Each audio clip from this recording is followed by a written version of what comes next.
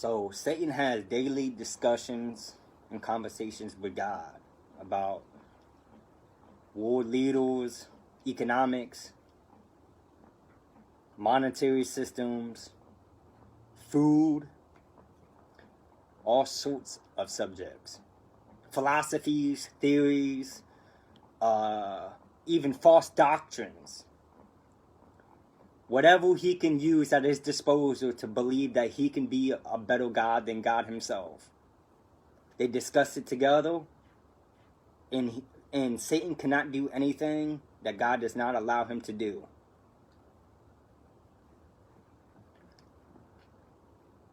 So in the beginning of Genesis, it says that Adam walked in the cool days of Eden with God himself, which means that Adam had daily communion with God. Now, Satan, before Satan was Satan, he was Lucifer. Now, because sin entered in, if Adam had daily communication with God, and God gave him divinely downloaded ways to lead his wife, Eve, and to love her and to show her different spiritual applications, Adam did not do what he should have done as a co-laborer in a co-reign with God, because he wasn't rightfully downloading to Eve. Because if she did get the correct downloads, she wouldn't have been easily deceived. That's why Satan went to Eve and not to Adam. But Eve got Adam to partake. So whenever God came and commissioned and said, where art thou, Adam? He never said, where art thou, Eve? He never even looked for Eve. She wasn't even in the discussion. Adam was the only one that was called for, because it was his job to make sure that Eve had all the covering and all the divine downloads that she needed. And that comes to right now at this very moment in time, even in marriages, in any type of relationship, at this very moment in time, even in my own life. I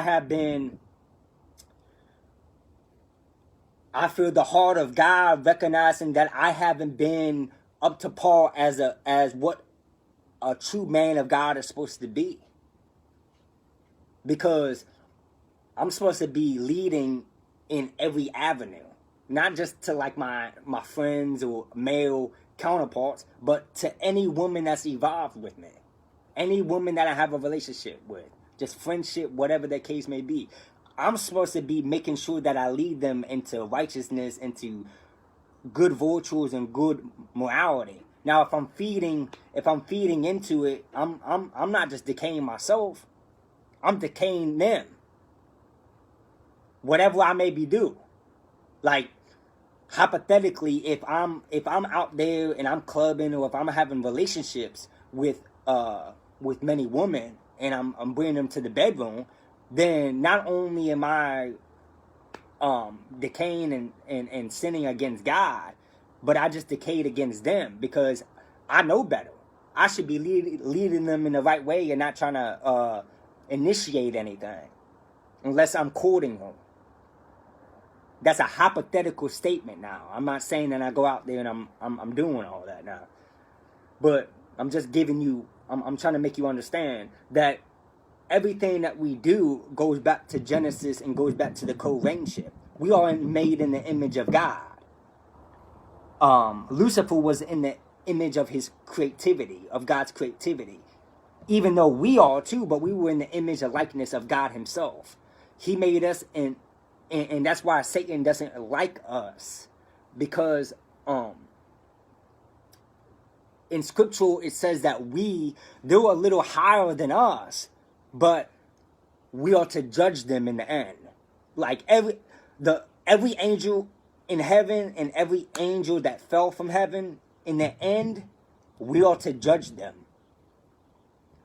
Because God has declared that we are co-laborers and co-inheritors and we co-reign with Jesus Christ upon his return, which means that that's why God has to create a new heaven and new earth, because there's also good and evil spirits that reside in heaven right now, and the only one that's keeping heaven alive is God himself, because heaven itself is corrupted, because scripture says that Satan can go to and from upon heaven and upon the planet, meaning that he's not the only one, because they said that the sons of God comes with Satan to God's throne, but he's the one who has daily communication with God.